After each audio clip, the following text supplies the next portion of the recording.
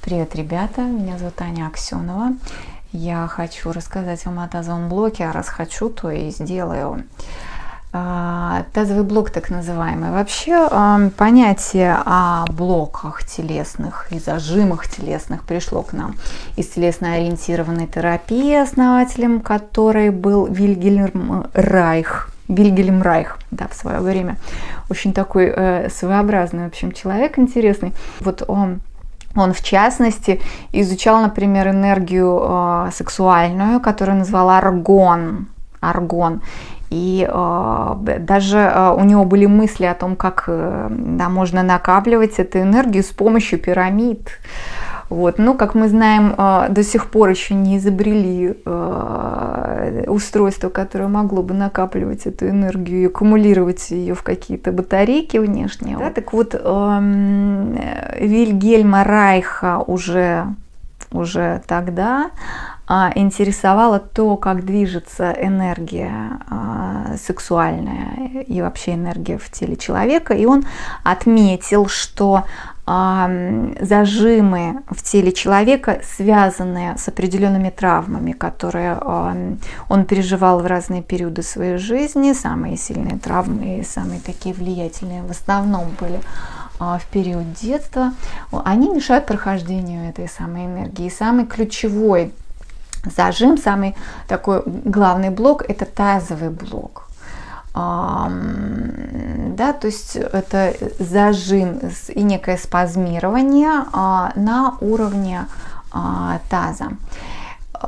Он есть и у женщин, и у мужчин, но традиционно чаще с этой проблемой обращаются женщины, потому что из-за него больше у них сложностей, потому что это сложности с деторождением, и с вообще нормальной женской сексуальной функцией.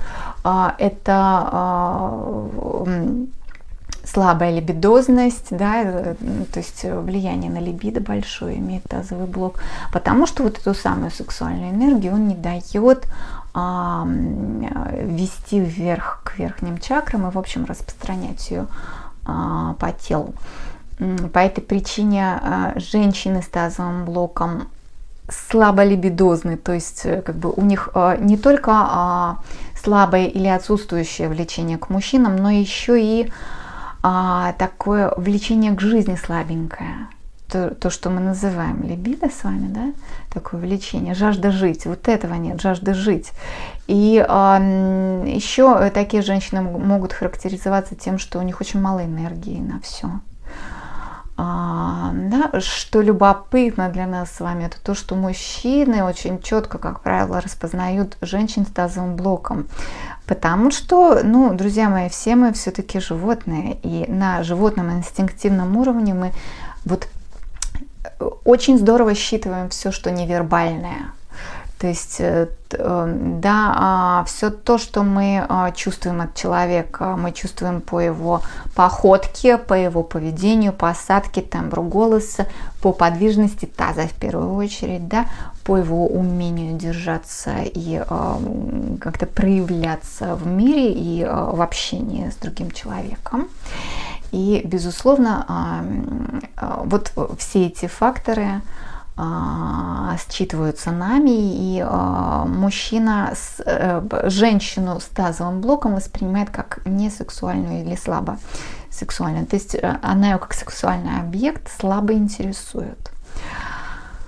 Да, потому что в первую очередь, конечно, мужчина нацелен на сексуальное удовлетворение, на наслаждение в постели. Поэтому вот эти вещи, это инстинктивные вещи, мы от них никуда не уйдем. И по этой причине вот то самое первое мимолетное впечатление, которое мы производим на других людей, вот оно так сильно западает. Да? И женщины с тазовым блоком по этой причине еще и слабо интересуют мужской пол. И, в общем, они в целом характеризуются такой слабой жаждой жить, да, и слабым ощущением вкусовым от жизни, потому что нет энергии ни на что, потому что тазовый блок перекрывает ход этой энергии. Тазовый блок на коррекцию вообще этого дефекта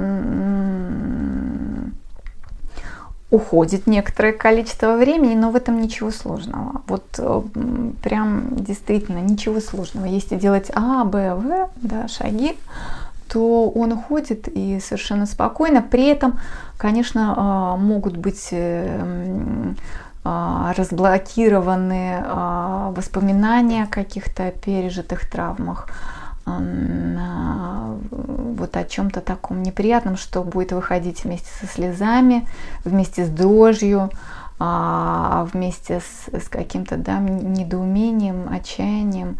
В общем, часто, да, воспоминания всплывают, и всплывают слезы, всплывают эмоции, переживания какие-то, даже, может быть, даже не очень осознанные и, может быть, не сопровождающиеся воспоминанием, как об эпизоде, который мы перенесли в прошлом, но, тем не менее, если эмоция вышла, это значит, что что-то там разблокировалось, да, как-то память телесная высвободила что-то.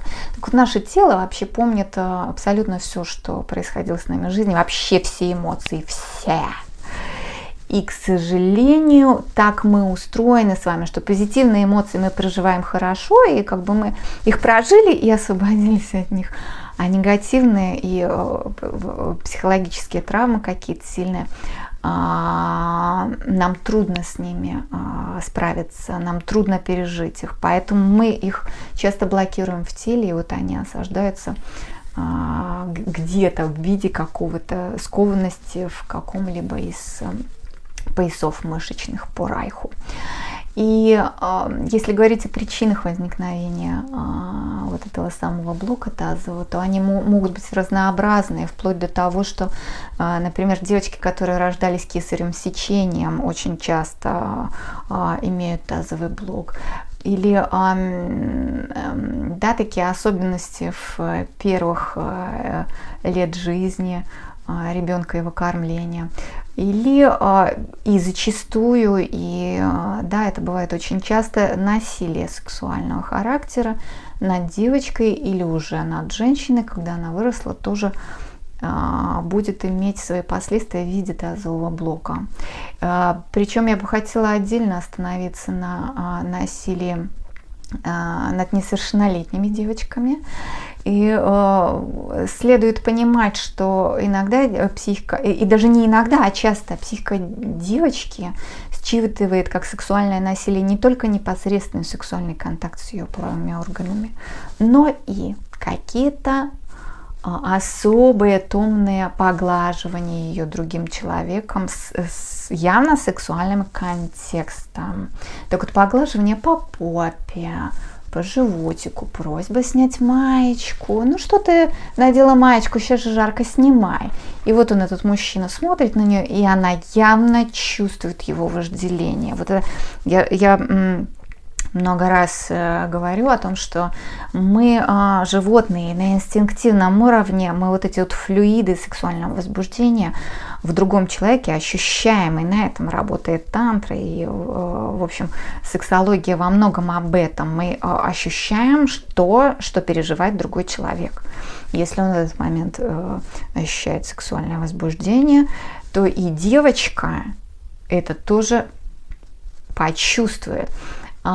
И почувствует себя грязной, как бы опороченной. Она будет чувствовать, что произошло что-то плохое, что не должно было произойти. И не будет знать, как с этим справиться. И вот это переживание, с которым она не смогла справиться, оно останется в ее тазу в виде зажима тазового. Кстати говоря, по статистике наибольшее количество сексуальных преступлений, то есть над несовершеннолетними совершено родственниками, близкими родственниками и гостями, вхожими в семью. И да, отдельная тема, очень большая. Поэтому да, работать с тазовым дном можно, нужно. Очень эффективно тазовый блок прорабатывается в танцах, в специальных упражнениях. Очень есть особые и йогические техники проработки тазового блока. Приглашаю вас на свой курс Тантра Дэнс, и там в том числе мы большое внимание именно тазовому блоку будем уделять, по крайней мере, да, это большая программа, рассчитанная как минимум на год, то есть вы как бы будете по степени сложности, точнее степень сложности техник будет нарастать для вас на данной программе, но вот первые несколько месяцев, безусловно, будут о тазовом блоке, абсолютно точно. Вы с ним точно справитесь. В этом нет ничего сложного. Просто приходите.